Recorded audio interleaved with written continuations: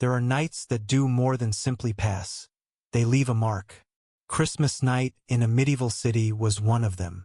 Not because of a miracle everyone witnessed, nor because of words spoken aloud, but because of what was felt between the tolling of bells, in the trembling of candles, in the breath of people gathered together in the cold and the dark.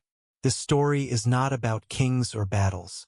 It is about footsteps on stone, about prayers whispered rather than proclaimed, and about a light that does not try to conquer the night, but simply chooses to keep burning. I will tell it as I lived it, through the eyes of a traveler who entered the city on the eve of Christmas and left it slightly changed. Here there will be the silence of churches and the murmur of streets, faith without loud declarations, fear, hope, and joy found not in miracles, but in people. Each part is an hour of that night, each image an echo of real life as it might have been many centuries ago. If you have just discovered this channel, I invite you to take a moment to like the video and subscribe, but only if what I create here truly resonates with you. As always, your voice matters to me. Leave a few words in the comments, introduce yourself, tell us what part of the world you're watching from, and what time it is where you are. It's our small ritual, to gather around a shared fire, even when thousands of miles separate us. Thank you sincerely for being here with me today. And now, without further words, let us begin. I reached the city just as the last winter light slipped away behind the walls. The road beneath my boots was frozen hard, and every step rang sharply in the cold air. Smoke from hearth fires drifted low, carrying the smell of damp wood and ash. Ahead of me, the city stood dark and solid, its towers cutting into the pale sky. It was Christmas night.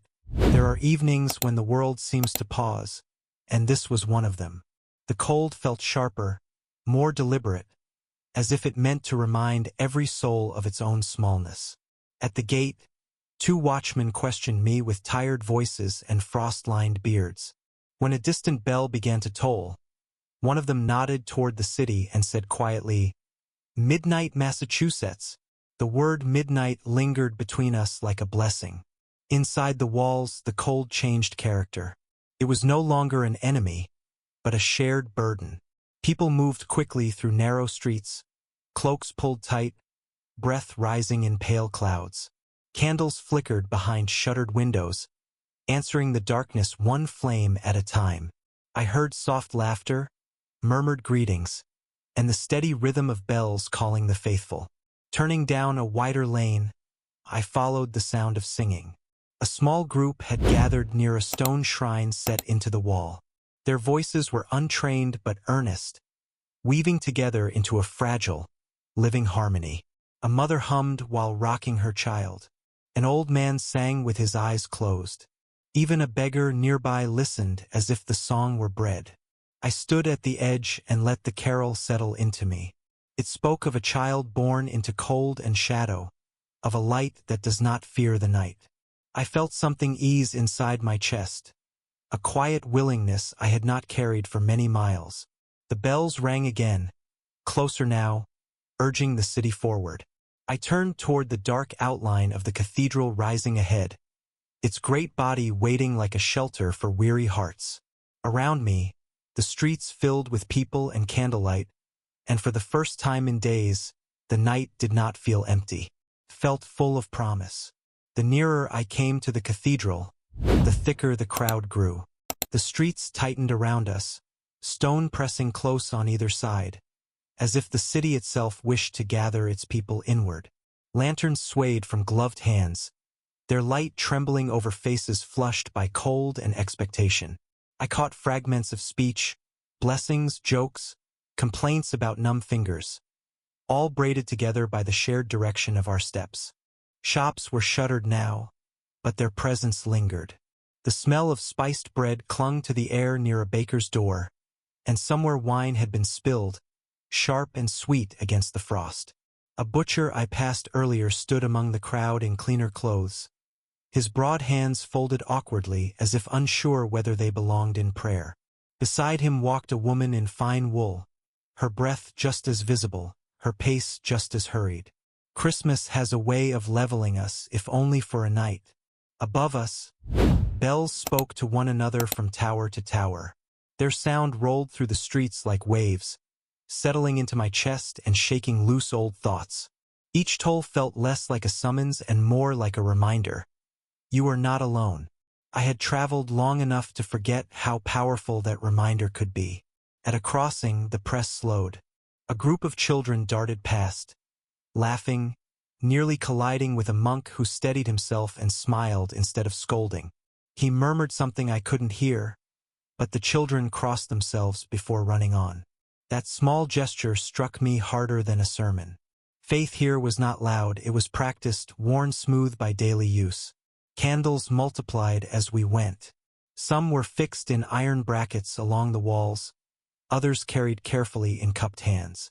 Wax dripped onto stone, forming pale scars that would harden by morning. I watched one flame gutter in the wind, saved at the last moment when its bearer shielded it with his palm. The effort seemed foolish and holy at once.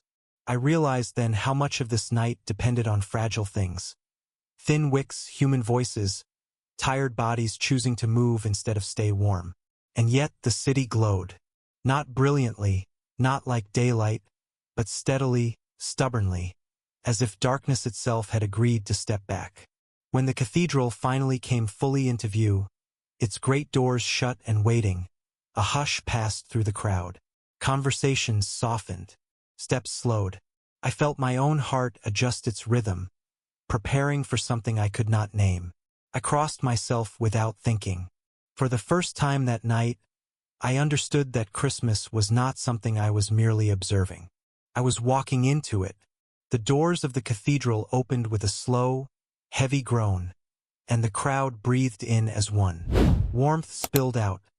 Not the warmth of summer, but the gentler kind born of bodies, candles, and long-held prayer. I stepped inside, and the sound of the city fell away, replaced by echoes that seemed to belong to another world. The nave stretched before me like a river of shadow and light. Columns rose into darkness, their tops lost among the ribs of the vaulted ceiling.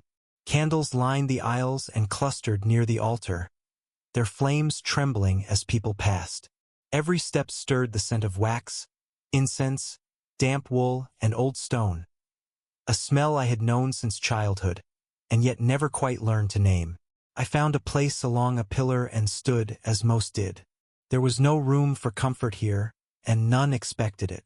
A farmer leaned on his staff nearby, his cap clutched in both hands.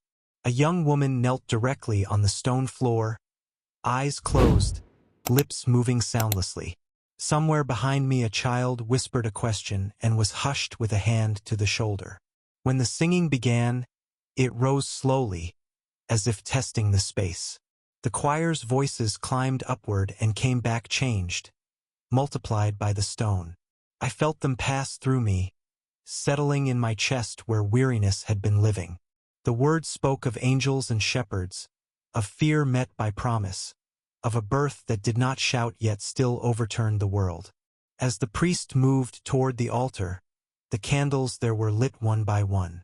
Each flame caught the next, until the darkness retreated farther than I thought it could. Watching that simple act, I felt a tightening behind my eyes. I thought of roads walked alone, of prayers spoken without confidence, of nights when God felt as distant as the stars above the vault. And yet here he was said to be, small enough for a manger, near enough to breathe the same cold air. When the bells rang inside the church, sharper and closer than before, my heart answered them. I bowed my head, not out of habit this time, but out of need. In that moment, standing among strangers whose faces I barely knew, I felt myself gathered into something older and wider than fear. The Mass had only begun, and already something in me was waking. After the first prayers, a deep stillness settled over the cathedral. It was not empty silence, but heavy, shaped by hundreds of waiting hearts. Even the smallest sounds, the shift of a boot on stone, the soft cough of an old man, seemed to ask permission before existing. I stood very still, as if movement might break something fragile and holy. The priest spoke of the night in Bethlehem, of travelers turned away, of a birth wrapped in poverty and trust. His voice was steady, worn smooth by years of repetition, yet the words felt newly spoken. I imagined the cold of that distant night, the rough walls of a stable, the breath of animals rising like prayer. The story did not feel far away, felt uncomfortably near. As scripture was read, my thoughts wandered to my own journeys. I had slept in barns, beneath open skies, and once in the shadow of a ruined chapel. I knew the ache of being unwelcome, the quiet fear of not knowing where the next day would lead. Hearing the story now, I felt an unexpected kinship, not only with the shepherds but with the child himself. The choir sang again, more softly this time. Their voices did not soar. They hovered. I closed my eyes and let the sound carry me. I felt my doubts rise, then loosen, as if they too were being sung into something gentler.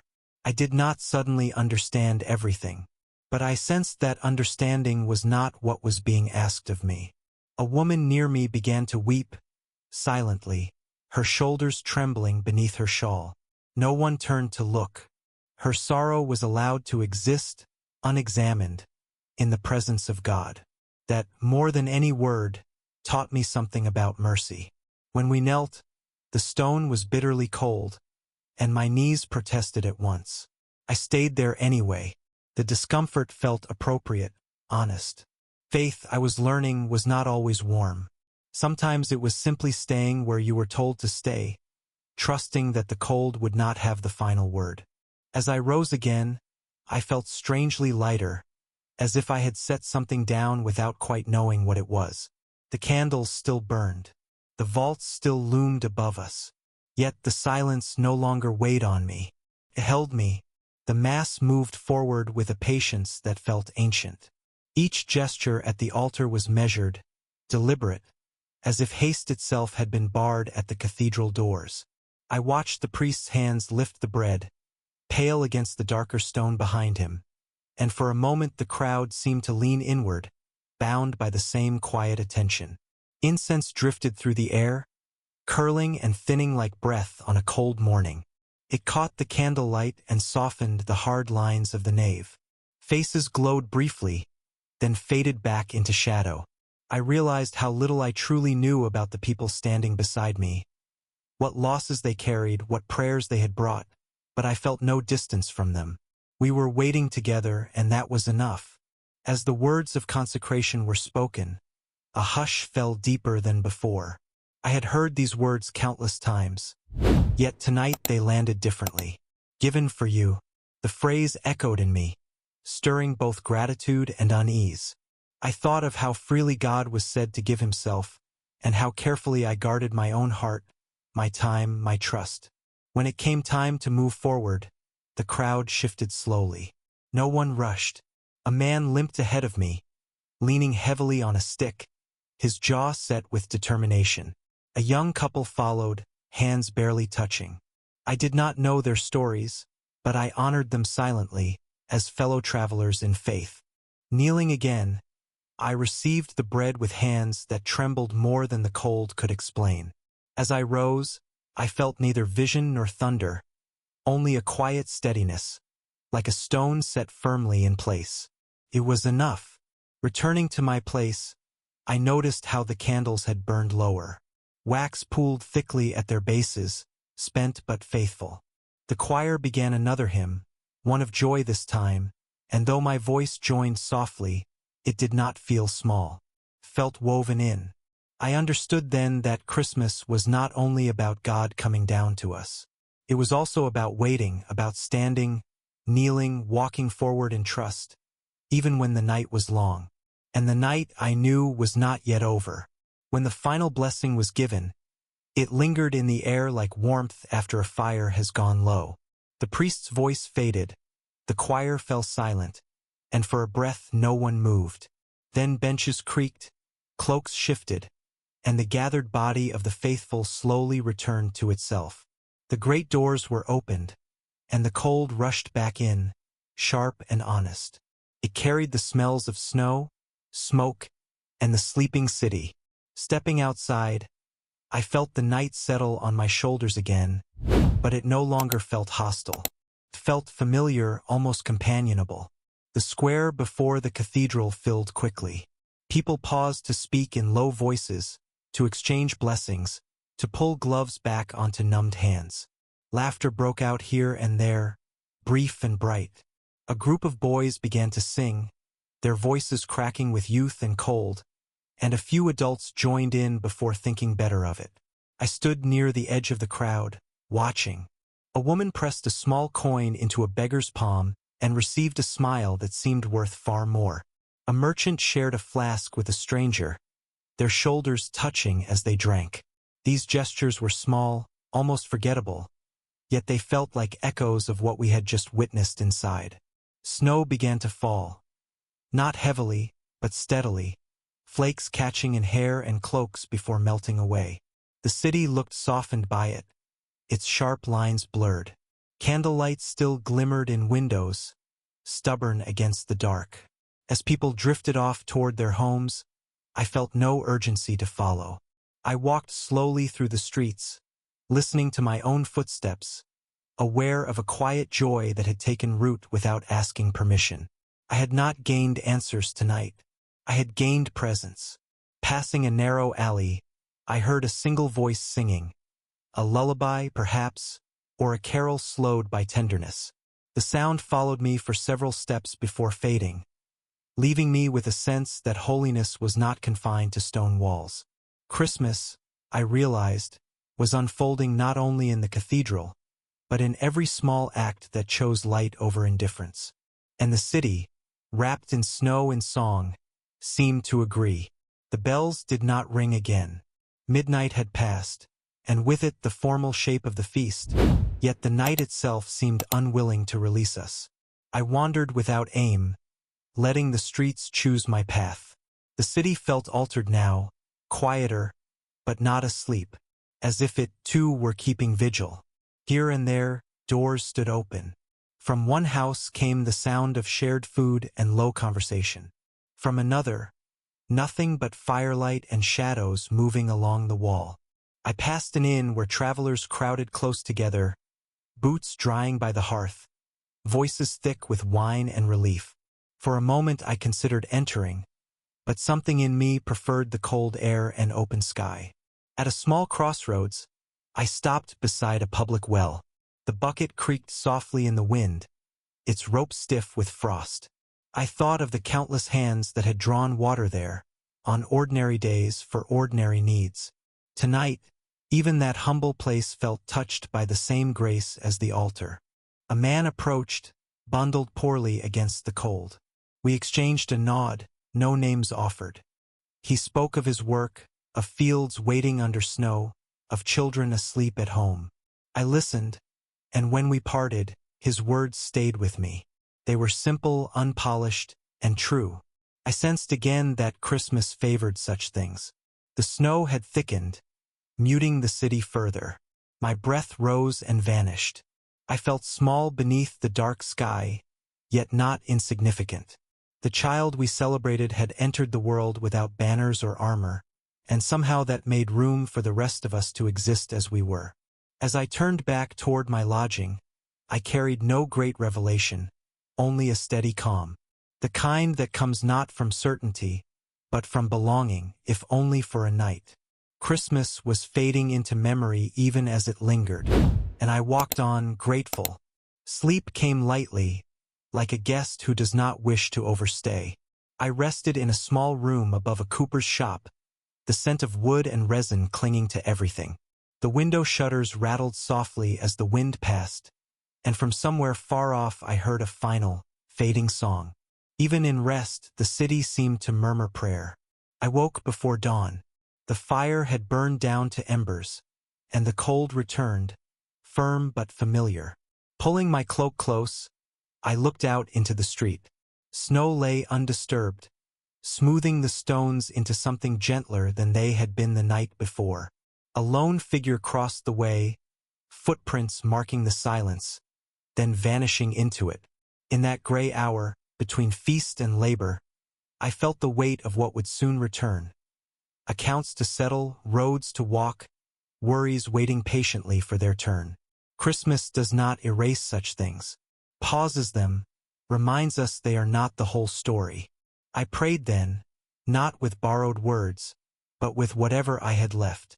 Gratitude, mostly, and a quiet prosba for steadiness, for mercy, for the courage to carry what I had been given back into ordinary days. The prayer felt incomplete but honest. I trusted that honesty mattered. When the eastern sky began to pale, I sensed the night finally loosening its hold. Christmas was ending, yet its meaning felt strangely more solid now than during the singing and bells. Perhaps that is how faith works, revealing itself most clearly when the celebration fades. I gathered my things and prepared to move on. The city would wake soon, returning to its trades and troubles. But I would carry this night with me. The shared cold, the fragile light, the sense of being briefly gathered into something whole. Outside, the first bird called, uncertain but persistent, and I answered it with a smile, stepping into the coming day. Morning came without ceremony. The city stretched itself awake, shutters opening, doors creaking, smoke lifting once more from familiar chimneys. Christmas was already slipping into memory, replaced by the weight of routine. Yet I walked through the streets with a different step, as if the stones themselves remembered the night before. Vendors returned to their places. A baker laughed with a neighbor while arranging loaves, steam rising like blessing from their crusts. A priest passed me, his face tired but peaceful, as though he, too, carried something quietly won. I realized then that Christmas does not announce its lasting work. It leaves it scattered, hidden in ordinary gestures. I paused near the cathedral. In daylight it seemed less mysterious, its scars and stains plainly visible. And yet I felt no disappointment. Faith, like stone, bears marks of weather and time. That does not weaken it, proves it has endured. I thought of the faces from the night, the weeping woman, the limping man, the singing children. I would never know their names, yet they had shaped me. We had shared a moment of alignment, brief and true, and that was enough to change how I saw the road ahead. Preparing to leave the city, I shouldered my pack and looked back once more. The bells were silent now, candles extinguished, but something remained, steady as breath, a knowledge that light does not need to be loud to last. I set out with that knowledge, trusting it would find me again when the nights grew long. And wherever I walked, Christmas would walk with me. By the time I passed beyond the city walls, the sun had climbed high enough to thin the frost on the fields. The road stretched out before me, pale and familiar, marked by old ruts and the promise of weariness yet to come. Behind me, the city stood quiet, already returning to itself. It did not call me back, and I did not expect it to. What it had given was not meant to be held that way. As I walked, I considered how easily nights like that one might be dismissed, called beautiful, memorable, and then carefully set aside. Yet something resisted being shelved. The memory of shared song, of bowed heads and trembling candles, pressed gently but firmly against my thoughts. It asked not to be admired, but to be lived with. Christmas, I had learned, does not solve the world. It enters it. It steps into cold places, into crowded rooms and lonely roads, and it does so without demanding applause. The child is laid down among beasts. The light arrives without argument, and humanity is trusted to respond as it can. I thought of the many lives unfolding beyond my sight, farmers turning soil, mothers calling children inside, men bargaining, praying, failing, trying again, all of them carrying unseen burdens, all of them, whether they knew it or not, bound by the same fragile hope I had felt in the cathedral's shadow. Faith, I realized, was less about certainty than companionship, about walking on even when the singing stops, about choosing mercy in small moments, lighting candles that may burn low but still burn true. If God had chosen to come quietly once, then perhaps he continued to come that way still, through kindness unrecorded, through patience, through hands extended without witness. I adjusted my pack and walked on, the rhythm of my steps settling into prayer without words. The road did not feel empty. It felt inhabited by memory, by promise, by the steady presence of something greater than fear. Somewhere ahead, night would fall again. Winter would deepen. Doubt would return as it always does. But now I carried a knowing that darkness is not an ending. It is a setting where light learns to matter. Christmas had passed, yes, but its work continued. And as long as hearts were willing to open, even briefly, the world would never be without a flame.